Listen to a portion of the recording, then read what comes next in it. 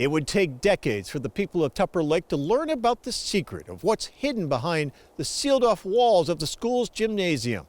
Now, a former principal and teacher have written a book about the discovery of those aging boxes of letters and how they connected troops serving in World War II to their coach. Our Jack LaDuke has the story. It was a big mystery years ago. That's when workmen found scores of dusty, boxed-up letters behind a walled-off portion of the high school gymnasium. In 1985, when we actually did a major update of this gym, we tore the roof off, then went up into a mezzanine-type thing over the old gymnasium floor and broke into one of the old storerooms and found this treasure trove. The prize find turned out to be letters written by high school GIs to former school coach Len Perry. World War II erupted while many of the Tupper Lake students were still juniors and seniors. Many quickly enlisted in the military, answering the call to save a nation. Overseas, the young soldiers became starved for local sports news. For some, it was their first time away from home and longed for the lowdown on their teams. They knew that Coach Perry would get news to them. The boys wrote back in response to the letters they got. Hey, I see we did a really good job on Messina's football game last week. And hey, have you seen my old girlfriend so-and-so? Letters from the boys came in so fast that Len Perry, Principal L.P. Quinn, and Father Edmund Dumas of the Holy Ghost Academy had to join forces to return letters. It soon transformed into a weekly newsletter, keeping the local boys filled in. This gymnasium was built at the height of the Depression in 1937 or 1938, and it is here that the letters from the moaners were found. Oh my God, look what we got.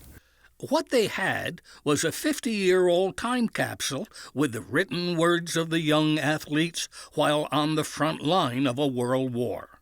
Carol Poole was born in Tupper Lake, taught there, and knew Jim Ellis. I met up with Jim Ellis, and he said, I have this collection of letters that the boys wrote to the editors of the Moaner. What can we do with them? Ellis and Poole decided to put together a book on the treasure trove discovery. Their goal? To demystify what was in the boxes.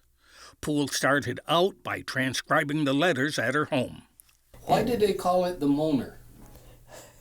Because they always joked about Len's technique as a coach. He would moan about the games and the boys, and they always called him the Moaner, and it became the Moaner. This was done in a friendly manner, enjoyed by the team and the coach.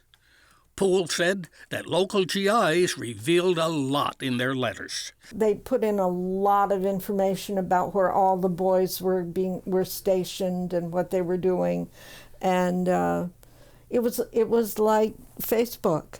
The weekly newsletter kept the lonely Tupper troops in touch with the school and its people, filling a need many had. Kept the boys up on what was going on the football field or the baseball diamond or the basketball court. Those guys there was no flag waving. They were more concerned about missing hunting season, and they were more concerned about how the teams were doing, and that's what they wrote about. Some of Coach Len Perry's athletes finished World War II as highly decorated soldiers, but all who served were heroes. The last issue of the Moaner was printed Christmas 1945. The war was over. The book by Ellis and Poole will be out shortly after the first of the year. For Mountain Lake Journal, I'm Jack LaDuke in Tupper Lake.